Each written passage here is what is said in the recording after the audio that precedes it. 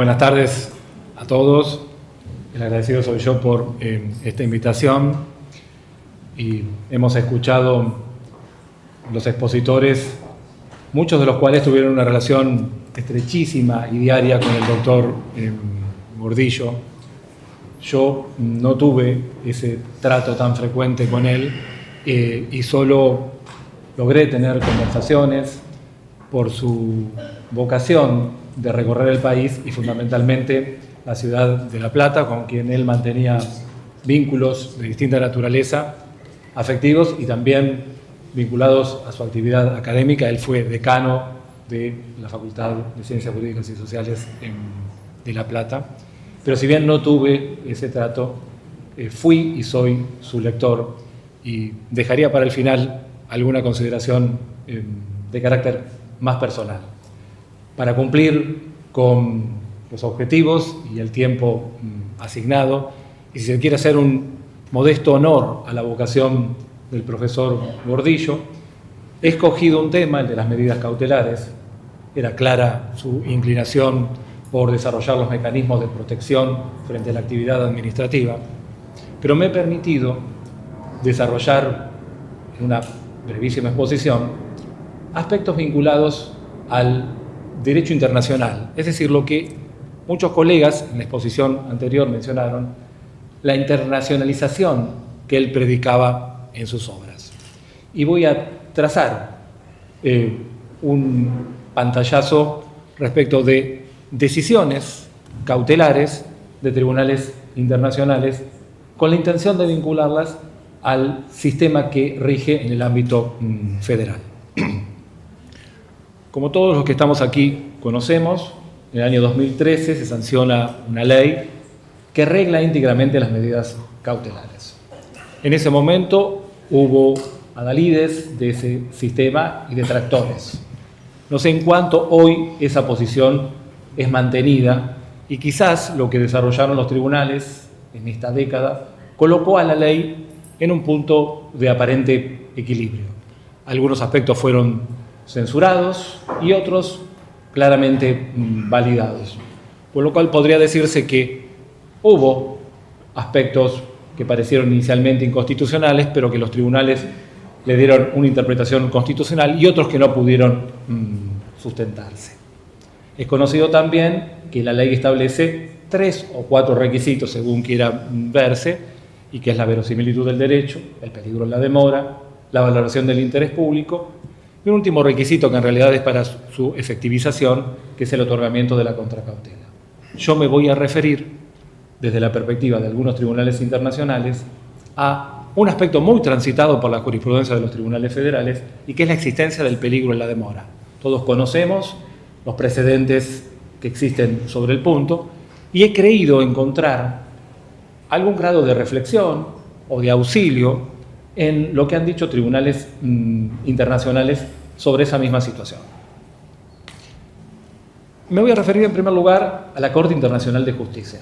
La Corte Internacional de Justicia intervino en un caso difundido en materia de derechos humanos que consistió en la condena a muerte que se aplicó en los Estados Unidos a un ciudadano paraguayo, en realidad nacido en la Argentina, nacionalizado paraguayo, mudó a los Estados Unidos y cometió un crimen aberrante, violación seguido de muerte, y fue condenado a la pena de muerte. En ese proceso no se cumplió con la Convención de Viena sobre asistencia consular, es decir, no se le hizo saber que él podía contar con la asistencia del consulado, en este caso paraguayo. La sentencia se dictó, se hizo un planteo respecto de la violación del proceso penal, fue desestimado, y Paraguay acudió a la Corte Internacional de Justicia solicitando una medida cautelar. Esta decisión, que podemos encontrar en su página, Paraguay contra los Estados Unidos, el interesado se llamaba Brear. Este señor, que era condenado a pena de muerte, se vio favorecido por una presentación de su propio país, donde solicitaba como medida cautelar la suspensión inmediata de esa ejecución. La sentencia de la Corte es un mini tratado de los mejores principios en materia de medidas cautelares y en especial en materia de peligro en la demora. Dijo, en definitiva, que en un caso como este, el peligro en la demora se mostraba en su máxima expresión, lo cual es bastante claro.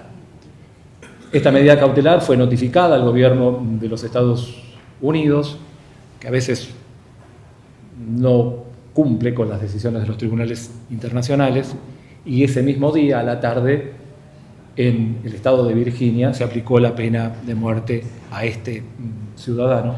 Pero quiero rescatar esa decisión porque, diríamos, mutati mutandi, es perfectamente aplicable a muchas situaciones que se pueden plantear en el derecho nacional. Pero también tenemos una decisión bastante cercana y que es la que la Corte Internacional de Justicia tomó en el caso Argentina contra Uruguay. Se trató, recordarán muchos de ustedes, del emprendimiento en la hermana República del Uruguay, de la instalación de una fábrica vinculada al papel, Bosnia, y la alegación de la República Argentina del carácter contaminante de esa actividad. La Corte se pronunció, desarrolló exhaustivamente los requisitos de las medidas cautelares e hizo una notable explicación de por qué no existía peligro en la demora o perjuicio irreparable con relación a los estudios previos que el gobierno de Uruguay había acercado. Quiero señalar como síntesis muy parcial que algo tan lejano como la Corte Internacional de Justicia, algo tan lejano como procesos en materia penal, pueden resultar de utilidad para mirar el derecho nacional. Diría, en un acto de alguna exageración, que la decisión de la Corte Internacional de Justicia en materia de medidas cautelares, sumado al libro de Piero Calamandrei, una introducción al estudio sistemático de las providencias cautelares, nos eximirían prácticamente de cualquier otra lectura, porque los grandes principios están desarrollados magistralmente en ese texto y en esa sentencia. Un ejemplo también de la situación del peligro en la demora tuvo que ver con una no tan lejana decisión de la Comisión Interamericana de Derechos Humanos, identificada como Resolución 64 del 2018. Aquí lo que se planteó fue una impugnación a las políticas de los Estados Unidos en cuanto, por razones migratorias, separaban a los niños de sus padres y ordenaban una inmediata expulsión de ellos. Aquí la Comisión Interamericana de Derechos Humanos también analizó con detalle los requisitos en general de las medidas cautelares y en especial el peligro en la demora, y muchas de sus reflexiones y su decisión en concreto, que fue favorable al planteo de varios países, podrían aplicarse con provecho en el derecho nacional. Finalmente, quisiera hacer referencia a un par de decisiones del Tribunal Europeo de Derechos Humanos. La primera de ellas tiene que ver con un fenómeno que los tribunales federales enfrentamos, pese a que esto es un ámbito del derecho administrativo. Hay una competencia en materia migratoria bastante extensa y hay una cantidad considerable de pleitos donde se plantean medidas cautelares o impugnaciones lisas y llanas frente a decisiones de la Dirección Nacional de Migraciones que ordena la expulsión de extranjeros por distintos motivos.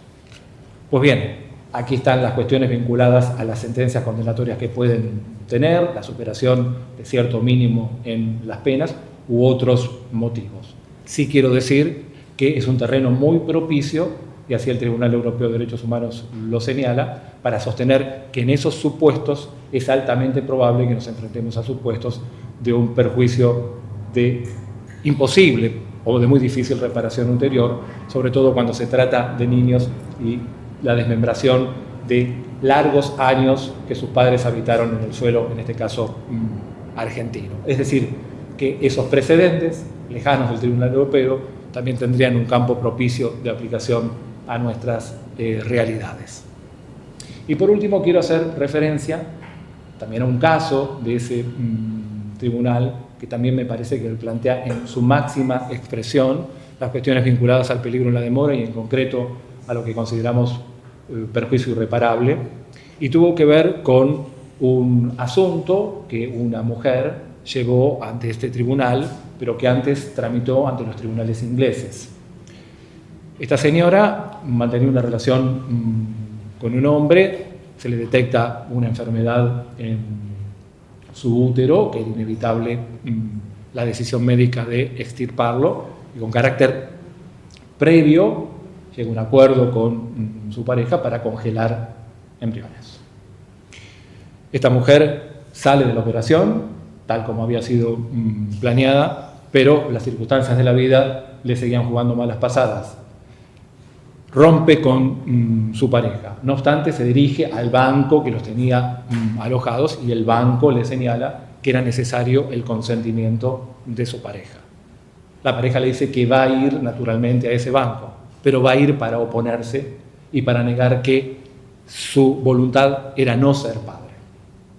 El Tribunal Europeo de los Derechos Humanos, en el caso Evans contra Reino Unido, dictó una medida cautelar sosteniendo que era uno de aquellos supuestos en que, en su máxima expresión, se podía acreditar el perjuicio irreparable y, por tanto, uno de los requisitos para el otorgamiento de las medidas cautelares. He querido ensayar a la máxima velocidad algunos precedentes, pero lo que me mueve es esa idea que aprendí en los textos del profesor Gordillo, de vincular, también para expresarlos con palabras de un procesalista, la comarca y el mundo, como decía Couture, lo que ocurre aquí, lo que ocurre en otras partes, sin afán de copiar, pero sí con el afán de reflexionar. Quisiera, si solo me resta un minuto, leer un texto que me costó reencontrar y que fue la dedicatoria que efectué en el año 2001, cuando por la diligente actividad de un profesor de Derecho Administrativo de La Plata, el profesor Carlos Botassi, que por razones personales no pudo asistir, promovió la publicación de un libro en honor al profesor Gordillo.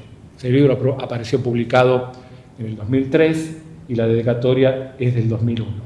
Le saqué una suerte de captura y si la puedo leer es solo un párrafo. Quisiera finalizar con esas palabras mi homenaje.